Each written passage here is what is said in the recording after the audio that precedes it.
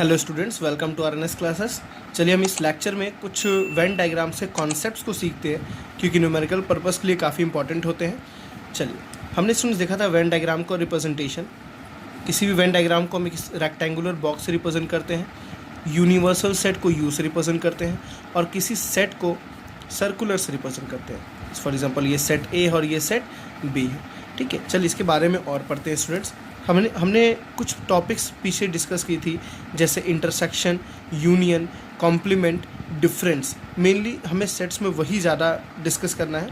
हम लिख देते हैं इंटरसेक्शन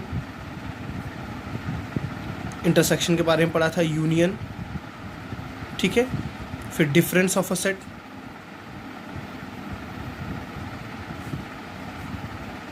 ठीक है students, difference of a compliment of a set,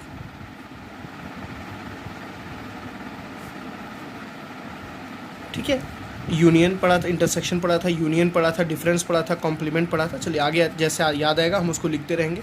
इनके कॉन्सेप्ट्स को सीखते हैं स्टूडेंट्स, कैसे इनको रिप्रेजेंट करते हैं।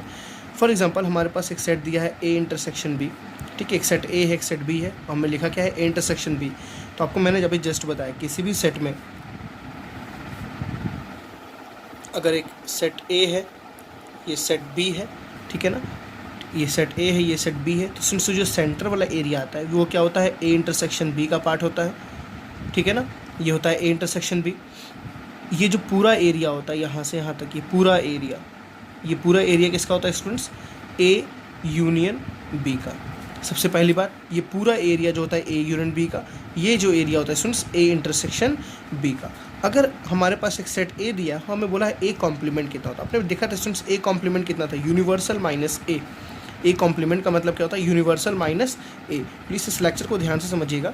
अगर मैं एक सेट लिखा हूँ, ये हमारा पूरा यूनिवर्सल सेट है, उसमें एक सेट ए है, तो ये स्टूडेंट सेट ए है, तो व्हाट इज़ ए कॉम्प्लीमेंट। ठीक है, ए कॉम्प्लीमेंट का क्या मतलब, क्या, यूनिवर्सल माइनस ए। पूरे यूनिवर्स में से किसको माइनस कर दो, ए को माइनस कर दो। तो देखो स्टूडेंट्स, ये जो एरिया बचा ना, ये एरिया, यही तो बचा ना, तो ये एरिया कहलाता है ए कॉम्प्लीमेंट। क्या कहलाता है स्टूडेंट्स, ए कॉम्प्लीमेंट। यही आपका एरिया ए कॉम्प्लीमेंट। अपने पूरे यूनिवर्स में से क्या माइनस कर दिया, ए को माइनस कर दिया। ऐसे कई क्वेश्चंस बन सकते हैं। फॉर एग्जांपल आपसे पूछ लिया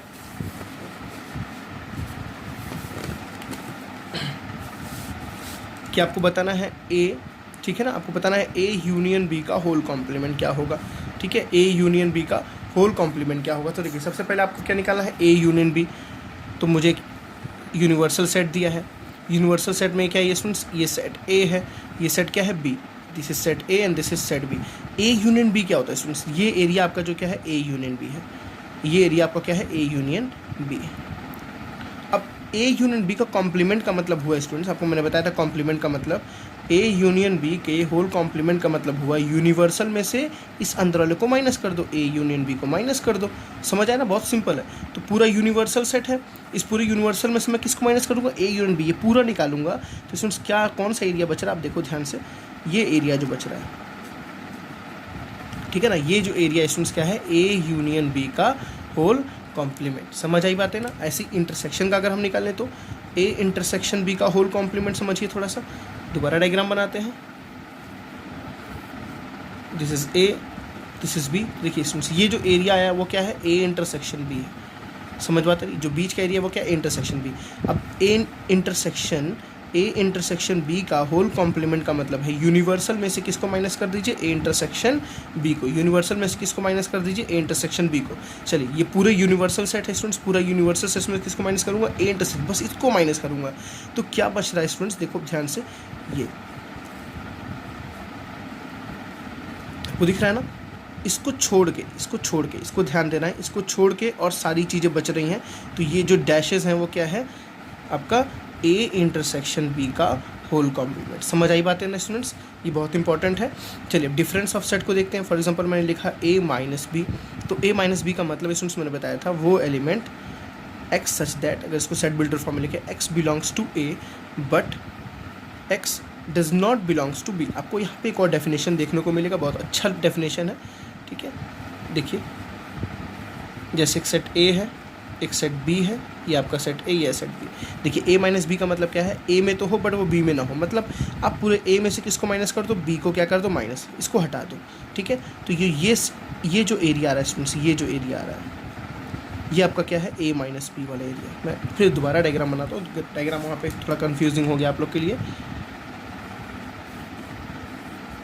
ये सेट ए, ये सेट बी, ये जो एरिया स्टूडेंट्स, ये एरिया कौन सा है, ए माइनस बी का है। कौन सा एरिया, ये ए माइनस बी का है। बात समझ आ रही है ना। वैसे ही ये जो एरिया होगा स्टूडेंट्स, ये एरिया किसका होगा, बी माइनस ए का। किसका होगा, बी माइनस ए। देखिए आपने क्या किया, पूरे बी में से किसको माइनस कर दिया, ए को माइनस कर दिया। मेरी बात समझ आ रही है ना अच्छे से। अब मैं पूछूं कि what is A minus B का whole complement, what is A minus B का होल कॉम्प्लीमेंट। चलिए पीछे करके दिखाता हूँ इसको।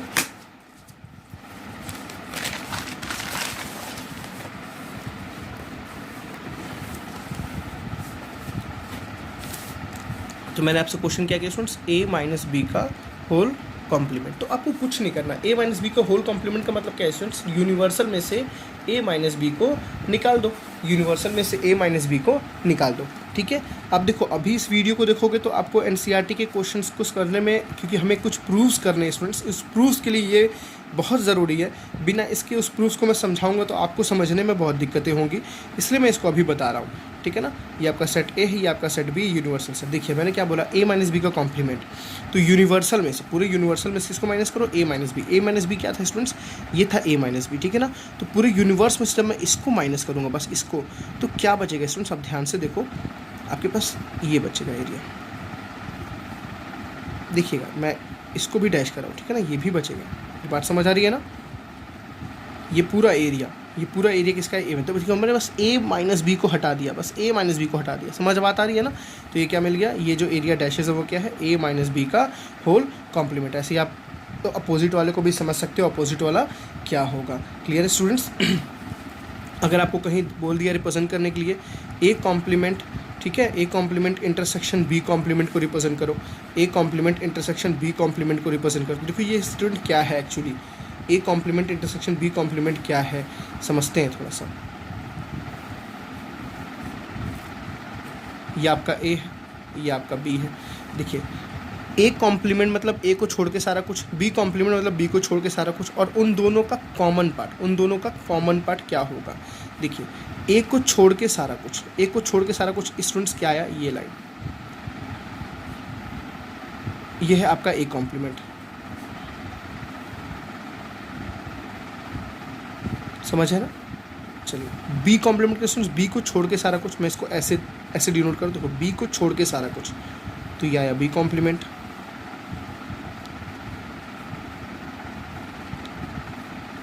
ठीक है स्टूडेंट्स। अब देखिए दोनों का इंटरसेक्शन मतलब कॉमन पार्ट, ऐसा कौन सा पार्ट है जो दोनों में आ रहा है, दोनों में कॉमन है। अब देखो स्टूडेंट्स, ऐसी कौन सी लाइनें हैं जो दोनों में शेड हो रही हैं। देखिए ये वाला पार्ट एक में शेड हुआ, ये वाला पार्ट स्टूडेंट्स एक में शेड हुआ, दिख रहा है ना। ये वाला पार्ट एक में शेड हुआ, तो किसी में शेड नहीं हुआ, बट ये वाला पार्ट एक में शेड हुआ, ये वाला पार्ट एक में शेड हुआ। स्टूडेंट्स देखिए ये वाले जो पार्ट्स हैं वो दोनों में शेड हुए हैं, ये जो बाहर वाले पार्ट्स हैं ना वो दोनों में शेड हुए हैं। तो इन्हीं को क्या बोलते हैं students, A complement intersection B. आप एक चीज़ देख रहे हो, इसको हम और क्या बोल सकते हैं, इसको और बोल सकते हैं। सुन देखिए ये बाहर वाला पार्ट है ना, बाहर वाला पार्ट कौन सा है, ए यूनियन बी का whole complement. A union B का मतलब ए यूनियन बी को क्या कर दिया, मैं बस माइनस कर दिया है। अभी आपको डी मॉर्गन्स लॉ बताएंगे, तो ये डी मॉर्गन्स लॉ है एक्चुअली, आपने डी मॉर्गन्स लॉ को समझ लिया, ठीक है ना। नेक्स्ट लेक्चर में हमें डी मॉर्गन्स लॉ ही पढ़ने हैं, उसमें आपको मैं डिस्कस करूँगा इसका मतलब क्या है, ठीक है। चलिए तो मेरा मेन कॉन्सेप्ट था स्टूडेंट्स इस वीडियो में बताना आपको डिफरेंस ऑफ सेट कैसे पता करना है। ए माइनस बी कहीं है तो ए को छोड़ के सारा कुछ, ठीक है ना। ये है ए माइनस बी, तो ये हो गया ए माइनस बी, ठीक है। कोई बोला बी माइनस ए, तो ये हो गया बी माइनस ए, ठीक है। ऐसे ही सारे आपको कॉन्सेप्ट समझने हैं कि स्टूडेंट। अब आप एक चीज़ और देखो स्टूडेंट्स, अगर हम कहीं लिखते हैं ए माइनस बी, देखिए अगर फॉर एग्जांपल आपके पास एक सेट है,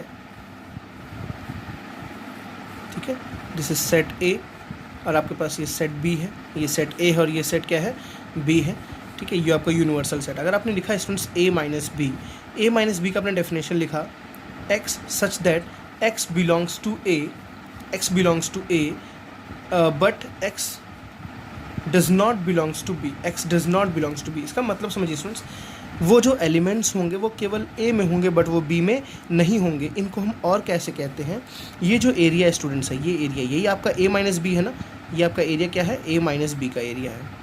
इसको हम और क्या कहते हैं, ओनली ए भी कहते हैं। क्या कहते हैं, ओनली ए, ठीक है ना, ओनली ए मतलब ये क्या, प्योर ए है, इसमें जो है वो प्योर ए में है, वो बी में नहीं है, वो बी के किसी भी फंक्शन में पार्टिसिपेट नहीं कर रहा है। वो किस में पार्टिसिपेट कर रहा है, सिंपल बस ए में ही पार्टिसिपेट, इसको बोलते हैं ओनली ए।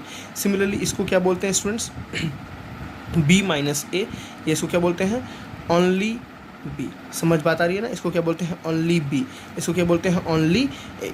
ठीक है, चलिए इस लेक्चर में इतना ही। नेक्स्ट लेक्चर में मिलते हैं हम कुछ एनसीईआरटी के क्वेश्चंस के साथ, कुछ थ्योरम्स के साथ। ओके स्टूडेंट्स, सो बाय बाय।